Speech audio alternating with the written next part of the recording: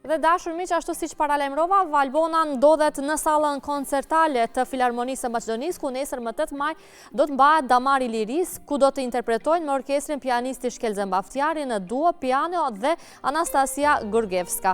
Për të gjitha informacionet na sjell tani Valbona.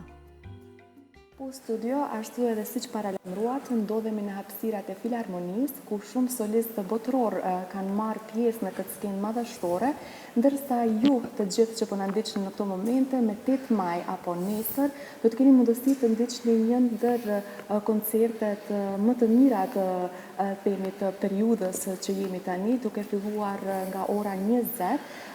Do të marrë pjesë koncerti Damari i Lirisë me solistit Shkelzen Baftiari dhe po ashtu Anastasia Gurgevska pianiste.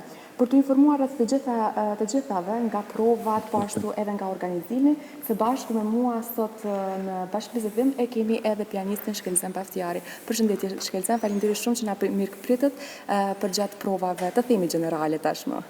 Përshëndetje edhe juve, faleminderit shumë që keni ardhur këtu në Filharmoni. Është kënaqësia jonë në fakt të ndajmë lajme të bukura, koncerte të tilla, le të shtohen sa më shumë. Unë fillimisht dua të di se si erdhi ideja pikërisht për koncertin Damari i Lirisë. Po, më thënë është organizimi i Filharmonisë Maqedonisë. Ftesën e kemi marrë nga drejtori që ka qenë më parë, Aleksandar Kotevski. Do më thënë është bërë me ftesë nga Filharmonia. Filharmonia, do më thënë, i ka çdo vit të bën planin për vitin e ardhshëm për të gjithë koncertet edhe i fton solistat. Në fakt është shumë mirë të dihet që do të jeni pjesë e planit të gjerë të vitit të cilën e organizon Filharmonia, por edhe na tregoni pak a shumë edhe si kanë kaluar të gjitha përgatitjet, provat, energjia që mbizotronte edhe me bashkëpunim me orkestrin, sepse është mjaft e rëndësishme si çdo të themi artist që performon, edhe ajo energjia që mbizotron gjatë gjithë procesit të përgatitjeve të koncertit. Po, është një energji shumë e mirë. Ne të dytë pianistët, unë me Anastasian, jemi edhe pjesë që 5-6 vite jemi edhe pjesë e Filharmonisë Maqedonisë. Kur kanë nevojë për piano, brenda orkestrit, luajmë si pjesë e Filharmonisë dhe të gjithë jemi miq shok me krejt orkestrën. Edhe normal është kënaqësi e madhe kur je plus edhe si solist me Anastasian bashkëpunojmë disa vite. Vitin e kaluar kishim edhe koncert recital në Verën e Ohrit, festivalin. Pas këtij koncertit prapë në Vjesht kemi koncert të salla kamertale e Filharmonisë Maqedonisë. Ma thuaj pak se edhe në këtë koncert do të dirigjohet nga dirigjenti holandez Konrad van Alphen. Do të dirigjon pikërisht Damarin e Lirisë. Si ka qenë bashkëpunimi me të? Është hera e parë që bashkëpunoni me të apo për mua është hera e parë, si solist. Bashkëpunimi është dirigjent fenomenal. Më thënë dje që në provën e parë ishim komplet bashkë me orkestrën, nuk kishtë asnjë problem. Më thënë është dirigent, bile këtë të Filharmonisë, Konradi dirigjon shpesh me Filharmoninë e Maqedonisë edhe din gjithë krejt kur i kemi tregu se kemi me Konradin, i ka thonë është një ndër dirigjentet më të mirë që me Filharmoninë e Maqedonisë. Do të thënë bashkëpunimi me dirigjentin dhe orkestrin që ka të themi pak më shoqëror, ka një energji tepër pozitive dirigjenti. Na thuani po ashtu edhe sa ka qenë sfiduese përgatitja për këtë koncert dhe bashkëpunimi me kolegën pianiste Anastasia Gurgevska. Treguat që keni bashkëpunuar edhe shumë herë më parë, mirë po si ka qenë pikërisht për këtë koncert bashkëpunimi, mirë po ashtu edhe sfida që jeni ballafaquar gjatë rrugës. Ne jemi me Anastasia jemi është shumë e rëndësishme të jesh të njëjtit nivel të dy pianistët. Dhe interesant me koncertin Pollank, provën e parë që kemi bë, më thënë ne u merrim vesh në telefon, më thënë tash provën e parë pak do fillojmë ngadalë, nuk e ditë sa të provojmë, erdhi prova e parë, filluam tempo edhe çdo gjë ishte perfekt, për 100 provën e parë. Do të thonë, është pianiste e shkëlqyer, është kënaqësi me bashkëpunimi me të, jemi edhe shokë dhe do të thonë është gjithçka më lehtë. Do të thonë frekuencat kanë qenë të duhura që nga hera e parë, prandaj edhe ka filluar bashkëpunimi. Po nuk është edhe i rastësishëm bashkëpunimi, edhe koncerti në verën e Ohrit edhe koncertet e ardhshme që do të jenë bashkë. Po ashtu është shumë i rëndësishëm për çdo koncert klasik repertoari që përgatitet dhe është në fakt një ndër pjesët më të rëndësishme. Na tregoni pak më shumë për veprat që do të interpretohen nesër dhe si u finalizua përzgjedhja e tyre.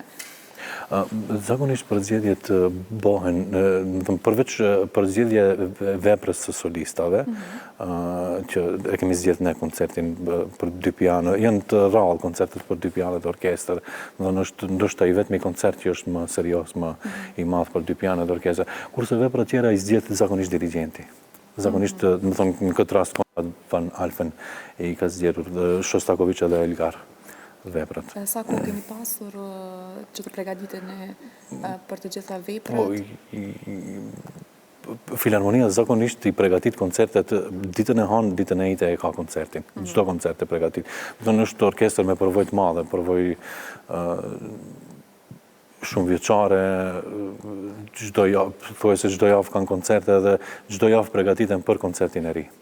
Kurse ne normal, edhe ne kemi edhe koncerte tjera shumë, edhe nuk është edhe shumë kohë gjatë që përgatitemi, do të thonë 2 javët e fundit. Edhe vlen të theksohet në fakt që edhe kushtet është një ndër sallat që ju ofron kushtet më të mira. Jo vetëm sallat, po i kanë edhe dhomat ku ushtrojnë, i kanë secili instrumentist ka dhomën e vet për të ushtruar. Të rikthehemi pak a shumë edhe tek repertuari, sepse unë pasi që e di që shumë një lidhshmëri e ngushtë e artistit me veprat që luhen. Më tregoni pak më shumë për cilën nga veprat që do të luhet të nesër në koncert, jeni pak më shumë të themi të lidhur emocionalisht. Me një vepër sigurisht që mund ta veçoni, na thoni. Po normal me koncertin që ne do e luajmë nga Pullank, komplet koncerti nuk mund të veçojnë dhe një kohë të koncertit, komplet koncerti është muzikën e ka fenomenale, të bukur, është, më thënë, kërkon përgatitje të madhe teknike, më thënë, komplet koncertin Pullank do të veçoja. Njëkohësisht është shumë, të themi, një krahasim kur keni një solo interpretim dhe kur jeni së bashku në duo. Na thoni si është dinamika kur interpretohet solo dhe kur interpretohet në duo. Si e ndjeni, të themi, më sfiduese vetëm apo me një... Ndryshe është duo, do të thënë duo është pak kërkon përvojë tepër më të madhe se kur je solo. Do të thënë kur je solo bën çka don, kur je duo, edhe piano është instrument specifik, se është instrument me të rënë, nuk është shumë më lehtë të jenë bashkë 2 harkor. 2 harkor se nuk e kanë tingullin me të rënë, nuk e kanë tingullin, me piano është shumë më vështirë me të jenë bashkë. Për çfarë edhe para se përmenda është me rëndësi që të jesh përveç se instrumentiste i nivelit të njëjtë, po bile edhe ndoshta të jesh i afërt me instrumentistin tjetër, që të mundet komunikimi tjetë i mirë. Bile kur luhet me 2 piano, nuk je afër me njëri tjetrin, po është njëra piano në anën tjetër, njëra piano në anën tjetër. Më thonë, kur je bashkë, duhet të merresh vesh vetëm me shikim. Edhe nuk i shef duart e tjetrit, edhe është pak më vështirë. Mirë, po besoj që me dirigentin që keni, ajo nuk do t'jetë as pak... Po, dirigenti është shumë i mirë, fenomenal, po. Një gjë që duhet pëtënësot është që edhe unë shkelzan kam studiuar muzikën dhe di që është një ndër profesionet më të bukura që sjell shumë vlera në shoqërinë tonë. Ma thuaj pak se sa mendon se vlerësohet ky profesion në vendin tonë, pak të dalim më gjërësisht të flasim edhe për situatën që ndodhen artistët në vendin tonë. Si mendoni ju? Vështirë. Mendoj, vështirë është... Instrumentistat, ja, për shembull, kemi vetëm një sallë të filharmonisë që është me të gjitha kushtet se si duhet të jetë një sallë koncertale.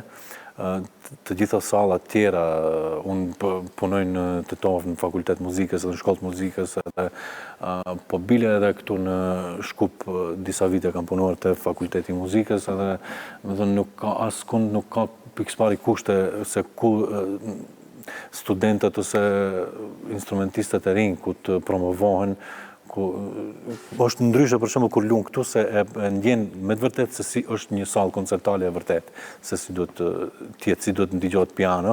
Këto piano janë Steinway nuk ka dikun tjetër piano si këto. Do të thonë është komplet ndryshe ndjenja këtu edhe ndjenja në vende tjera, për shembull në Tetov nuk kemi sallë, janë të gjitha sallat e improvizuara. Edhe pikëspari vetëm nisesh vetëm për të problemi i sallave, do të thonë është problem të gjithë instrumentistët e rinj.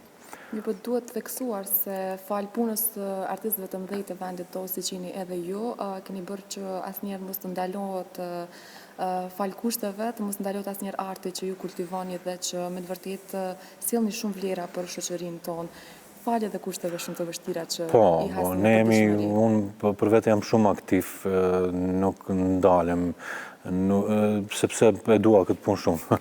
Më thënë, e dua shumë edhe nuk ndalem qoftë në piano me ka ndodhur, për shembull, kemi luajtur në piano që gati gjysë e tasteve nuk ka punuar si duhet, por nuk ka qenë edhe problem. Muzika vazhdon. Po, vazhdon.